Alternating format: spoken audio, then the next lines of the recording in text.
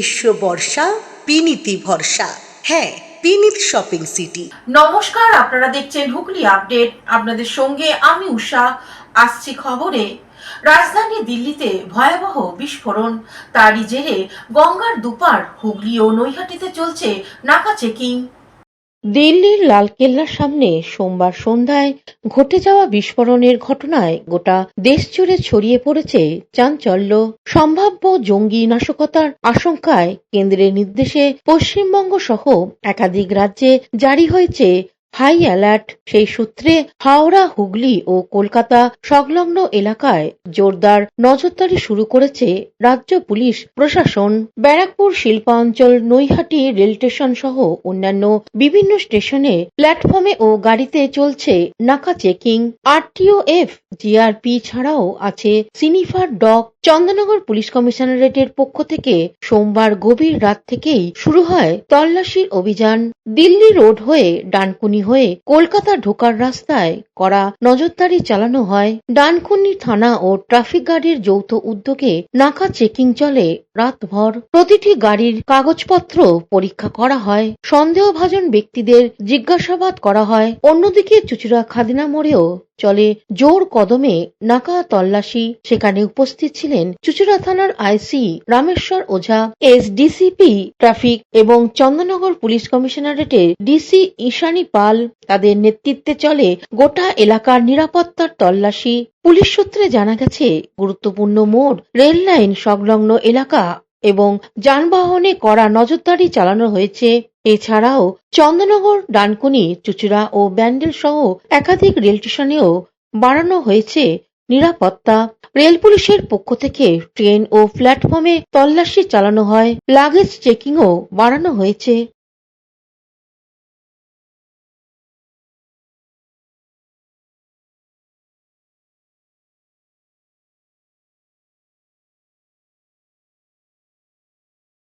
ব্যারাকপুর থেকে দেবপ্রিয় সরকার ও হুগলি থেকে চন্দ্রনাথ দত্ত, অভিষেক Gupta report, Hooghly update. Kolkata, 24 Pargana, হুগলিতে ছোট ও ক্ষুদ্র ব্যবসায়ীদের নিয়ে চুঁচুড়া রবীন্দ্র ভবনে অনুষ্ঠিত হলো সিনার্জি।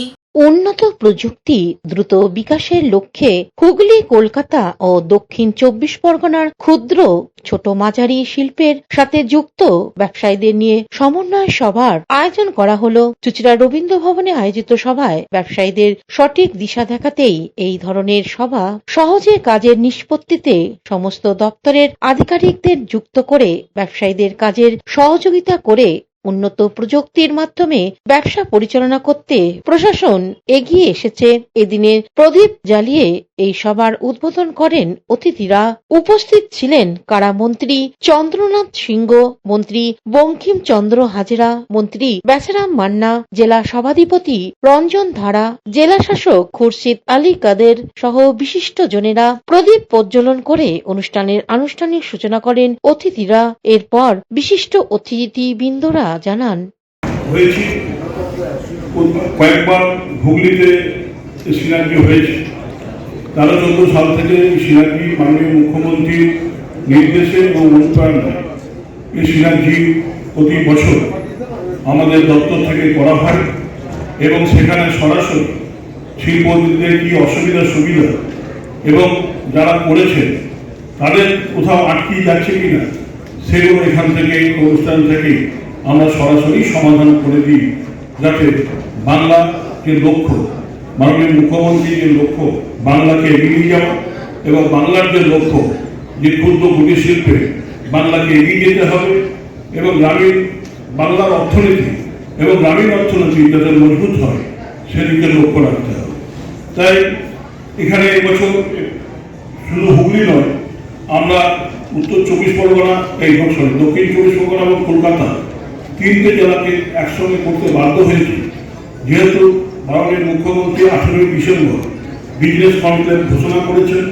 সেটা আপনারা জানেন, 2 দিন ধরে কলকাতায় প্রতি বছর বিজনেস কনক্লেভ হয়।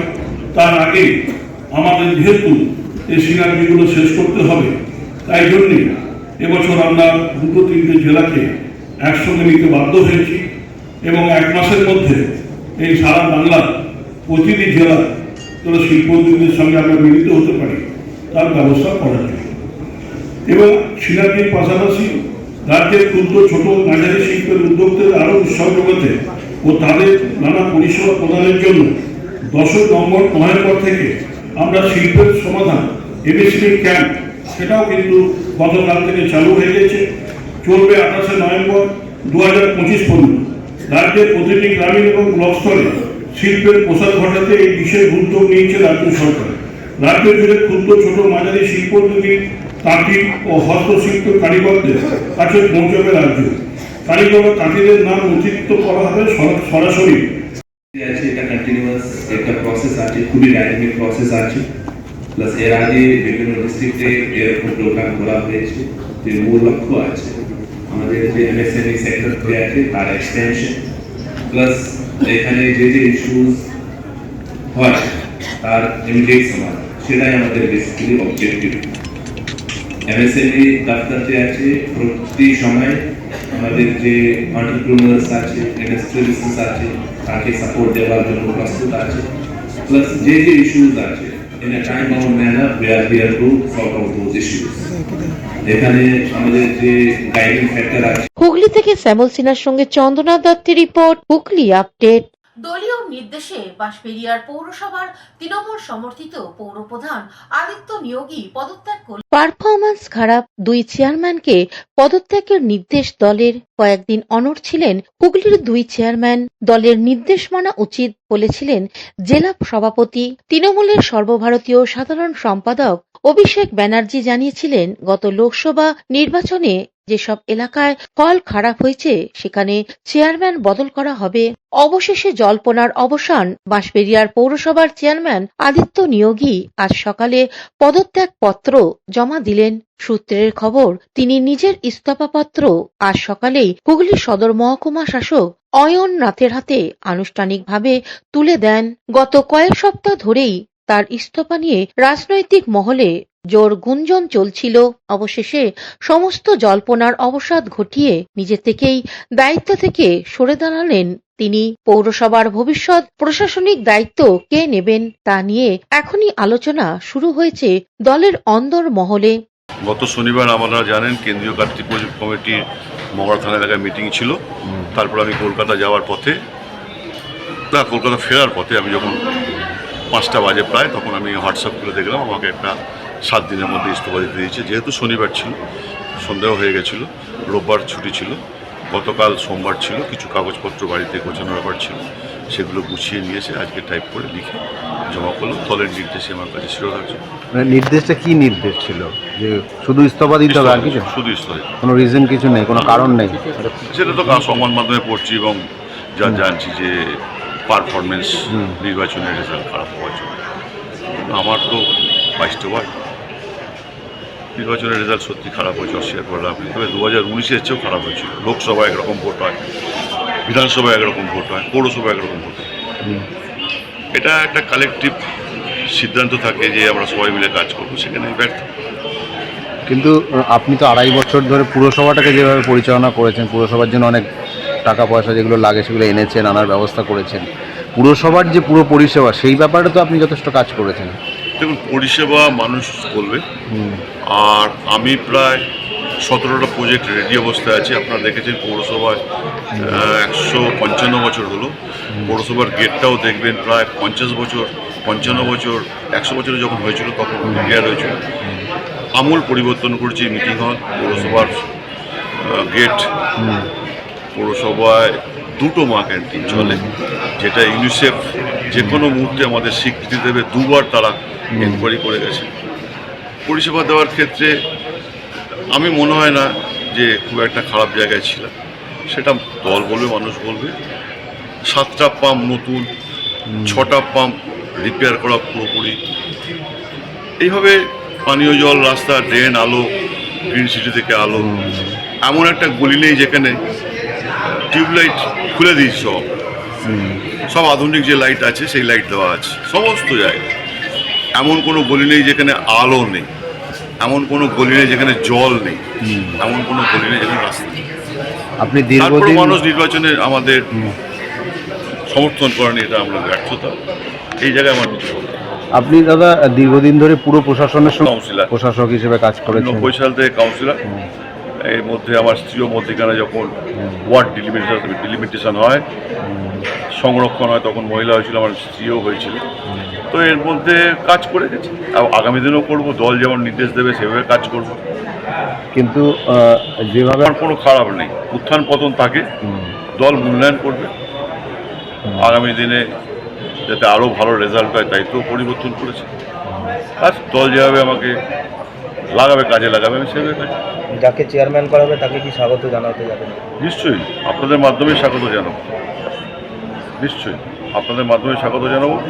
যদি সহযোগিতা চান দুহাত তুলে করবো, সেই মতো আমি মহাপ্রশাসককে বলে গেলাম। এবং আমার যে রিপোর্ট কার্ড 4 বছরের, সেটাও আমি ওদেরকে দিই।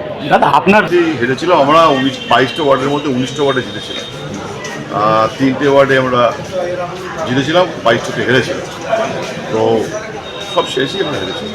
3টে কোনটা বাজে জিতেছিলেন স্যার? আমরা ওয়ার্ড নম্বর 1, ওয়ার্ড নম্বর 11 এবং ওয়ার্ড নম্বর 19, এই 3টে ওয়ার্ডে জিতছি। তাহলে পুরো কপটা আপনারই পড়লো নাকি লোকসভা? দেখুন, সেটা দল তো আমাকে বসেছি, দল তার মূল্যায়ন করেছে, সেটা আমি কি বলবো। হাইকোর্টে মামলা আছে, হাইকোর্টে মামলা চলবে, সেটা আমি মনিটরিং নিশ্চয়ই করবো। হাইকোর্টে মামলাটা তখন করার আগে আমার ফিনান্স অফিসার ইন সার্ভিস এবং এক্সিকিউটিভ অফিসার ইন সার্ভিস, তিনি একটা রিপোর্ট জমা দিয়েছিলেন। সেই রিপোর্টের ভিত্তিতে এফআইআর হয়েছে। এফআইআরটা বোর্ডের চেয়ারম্যান করেন, এটা নিয়ম। ফিনান্স অফিসার আর এক্সিকিউটিভ অফিসার যারা ইন সার্ভিস ছিলেন, তাদের রিপোর্টের ভিত্তিতেই আমরা মামলাটা করেছি। যখন এসআইআর এর কাজ করবো, কোর্ট চলছে, আপনারা দেখেছেন প্রথম দিন থেকে আমি খুব সুন্দরভাবে করছি। সমস্ত কাজ আমার পলিটিক্যাল কাজ কাটতে থাকে। কিন্তু মানুষকে তো জবাব দিতে হতে পারে আপনাদের, যে চেয়ারম্যান বদল হলো 5 বছর চালাতে পারলো না। দল তো ভালো বলছে, দলের যারা আছে তারা নিশ্চয়ই ইয়ে করবে। আমি দলের শৃঙ্খলাবদ্ধ সৈনিক, এই বিষয়ে আমার হুগলি থেকে চন্দ্রনাথ দত্তের রিপোর্ট, হুগলি আপডেট। এখন নিয়ে নেব বিজ্ঞাপন বিরতি। বিরতির পর ফিরে আসছি খবরে।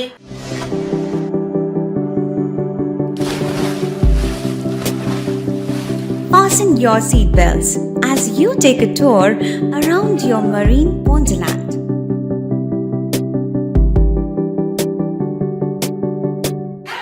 Spend a day at Aqua Marina and enjoy an array of water slides that give you butterflies in your tummy.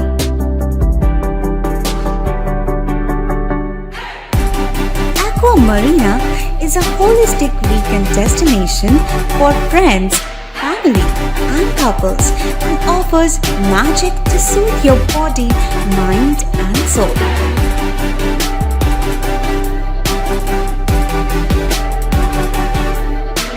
Aqua Marina, your customized magician. Welcome aboard and see the magic unfold. শীত, গ্রীষ্ম, বর্ষা, বিনীতি ভরসা। হ্যাঁ, বিনীত shopping city. যে কোনো মরশুমের readymade জামা কাপড় পাওয়া যায় একই ছাদের তলায়। ছোট থেকে বড়, পুরুষ, মহিলা ও শিশুদের একমাত্র নির্ভরযোগ্য প্রতিষ্ঠান। শীতকালীন যে কোনো শাড়ি, জিন্স, টপ, কুর্তি, চুড়িদার, পাঞ্জাবি মানেই বিনীত শপিং সিটি। আখন বাজার, চুঁচুড়া, Hooghly. Amala nursing home.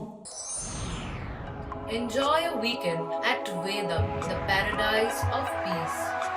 A home away from home.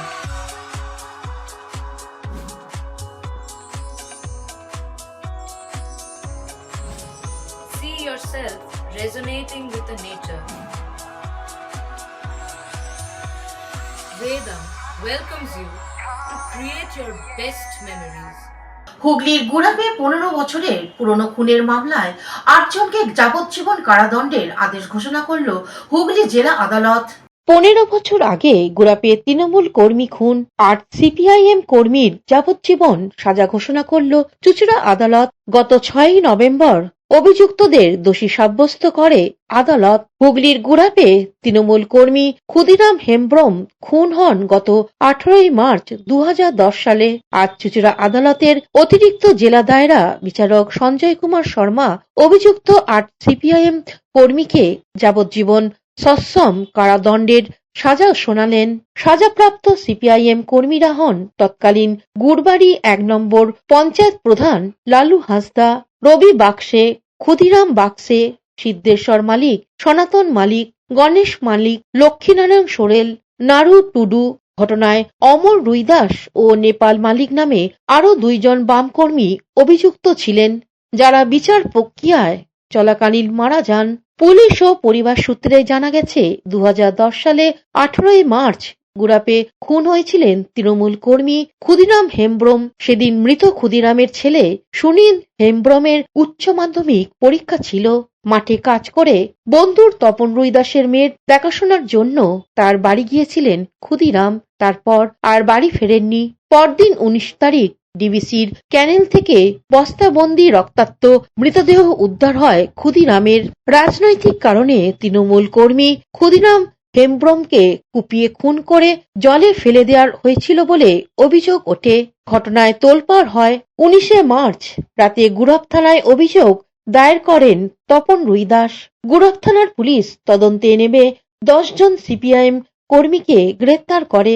ধৃতদের বিরুদ্ধে খুন, তথ্য প্রমাণ লোপাট, অস্ত্র হাতে অপরাধ সহ একাধিক ধারায় মামলা রুজু করা হয়। চুঁচুড়া আদালতে চার্জশিট জমা দেয় পুলিশ। 27 জুন 2017 সালে চার্জ গঠন হয়। বিচার প্রক্রিয়া শুরু হয়। 12 জন সাক্ষী দেন এই মামলায়। ঘটনায় 4 জন প্রত্যক্ষদর্শী ছিলেন। বিচার পর্ব চলা সময় 2 অভিযুক্তের মৃত্যু হয়। 8 জন জামিনে ছাড়া পেয়েছিলেন। গত 6 নভেম্বর তাদের দোষী সাব্যস্ত করেন চুঁচুড়া আদালতের অতিরিক্ত জেলা দায়রা বিচারক সঞ্জয় কুমার শর্মা। আজ সাজা ঘোষণা হয়। রায় ঘোষণার আগে 2 পক্ষের আইনজীবীর কাছে থেকে তাদের মতামত জানতে চায় আদালত। গত 7 নভেম্বর সাজা ঘোষণার কথা থাকলেও তা পিছিয়ে যায়। আদালত 8 জন অভিযুক্তদের পৃথক সেলে রাখার নির্দেশ দেয়। আজ হয় চূড়ান্ত রায়দান। ক্ষুদিরামের স্ত্রী মালতী হেমব্রম কি বলছেন শুনবো। আমি তো কি বলবো, আমি তো বলছি তো ফাঁসি হলে তো আমার আরো ভালো, কেন ওরা সামনে আমার স্বামী তো যাবজ্জীবন তো চলেই গেল। আমি ছেলে মেয়েগুলোকে কত কষ্ট মানুষ করেছি, রায়কে মেনে নেবো, কি করবো? আমার তখন ছেলে কত বয়স, তখন 18 বছর বয়স হয়নি, মেয়ের বছর 2 বছর বিয়ে হয়েছে।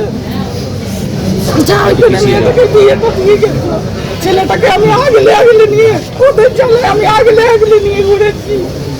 আমি খালি ওদের ভাই যদি আমার স্বামীকে ওদের ছেলেকেও যদি মেরে দেয়, সে যদি আমি দিয়ে সাথে করে ছেলেকে আগলে যেহেতু দিদি সব জানে। আমার ছেলে তখন পরীক্ষা হচ্ছে, আমার 5 কিলো নিয়ে যেয়ে পরীক্ষা দেওয়া করিয়েছে। এই ছেলে আমার সব কিছু। আমি ছেলের জন্য আমার মেয়ে তখন 18 বছর মেয়েটার বিয়ে দিয়েছিলাম, যা করে গরিব ঘরে জানেন তো সব। ও ধনিয়াকালীর বিধায়ক অসীমা পাত্র এ বিষয়ে কি জানাচ্ছেন শুনে নেব। যে যারা এই অন্যায় কাজ করেছিল, খুন করেছিল, মানে খুন মানে জঘন্যতম খুন, নৃশংস খুন। যে খুনটা আমরা 34 বছরে সিপিএম এর বিভিন্ন জায়গায় অনেক কর্মী খুন হয়েছিল, আমাদের তৃণমূল কংগ্রেসের কর্মী, কংগ্রেস কর্মী সব খুন হয়েছে, কিন্তু এই খুনটা হচ্ছে একদম মানে নৃশংস খুন যাকে বলে। কারণ ক্ষুদিরাম হেমব্রম 2010 18 মার্চ তার বন্ধু স্বপন তপন তাদের বাড়িতে, তারাও আজকে এখানে আছে, তাদের বাড়িতে গল্প করতো, আড্ডা দিত এবং তাদের বাড়িতে 2টো তার স্বপন তপনের বউ ছিল এবং তাদের তখন 3-4টে কচিকাচা বাচ্চা ছিল আর কি। এবং তাদের বৃদ্ধ মা, সেই বৃদ্ধ মা থাকার শত ঘরের বাড়িতে ঢুকে মানে তাদের হাত পা কেটে নৃশংসভাবে বস্তাবন্দি করে বিজলির জলা আছে, সেই জলা 4-5 কিলোমিটার, তারপরে একটা খাল আছে, টানতে টানতে নিয়ে গিয়ে সেই খালে ফেলে। যে নৃশংস খুন, যে হাত পা কাটা, যে রক্ত পড়েছিল সেই রক্ত আজকে এখানে দু ভাই আছে, ভাইয়ের বউ আছে, মানে তার বন্ধুর বন্ধু এবং দু ভাই, সেই দুটো ভাইকে দিয়ে যেখানে রক্ত পড়েছিল সেই রক্ত কোদাল দিয়ে চাঁচিয়েছিল, মাটির বাড়ি কোদাল দিয়ে চাঁচিয়েছিল এবং দু বউকে দিয়ে সেই নাতা দিয়েছিল যাতে প্রমাণ লোপাট হয়ে যায়, সেই জন্য নাতা দিয়েছিল। এবং তাদেরকে খুন করব, মানে এরপর কেউ যদি মুখ খোলে তারপর তাদের কেউ রেহাই পাবে না। তারপরে তাদেরকে সেই রাতারাতি মানে অন্য জায়গায় সরিয়ে দিয়েছিল। এরা তো থাকতে পারেনি, এদের চোখের সামনে হয়েছে।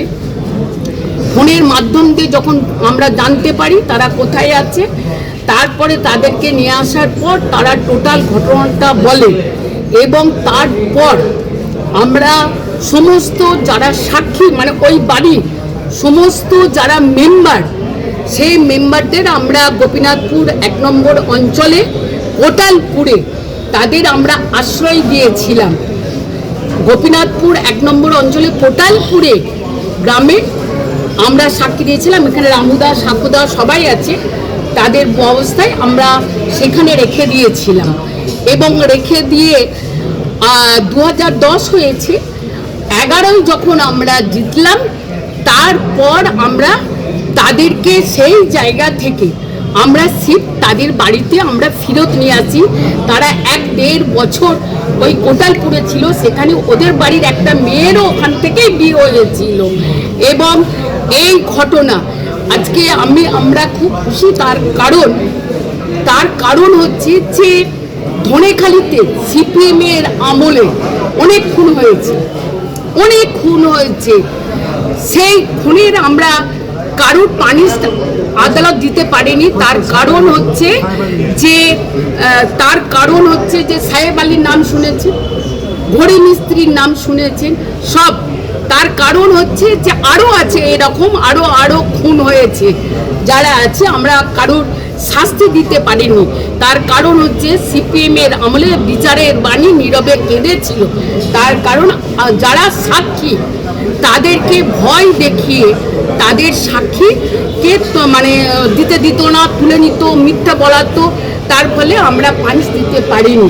কিন্তু আজকে মামাটি মানুষের সরকার বাংলায় আসার পর মুখ্যমন্ত্রী মমতা বন্দ্যোপাধ্যায় মুখ্যমন্ত্রী দায়িত্ব নেবার পর বাংলায় সেই শান্তিটা ফিরে এসছে। তাই আমরা আজকে ক্ষুদিরাম হেমব্রমের যারা দোষী তারা তাদের যাবজ্জীবন 10 জন ছিল, 10 জনের মধ্যে দুজন মারা গেছে, 8 জনই তাদের যাবজ্জীবন হয়েছে। আমরা আদালতের কাছে কৃতজ্ঞতা জানাই যারা এই পানিশটা করেছে। অন্যদিকে আদালত থেকে বেরোনোর সময় দোষীরা জানিয়েছেন তারা সিপিএম করেন বলে তাদের ফাঁসানো হয়েছে।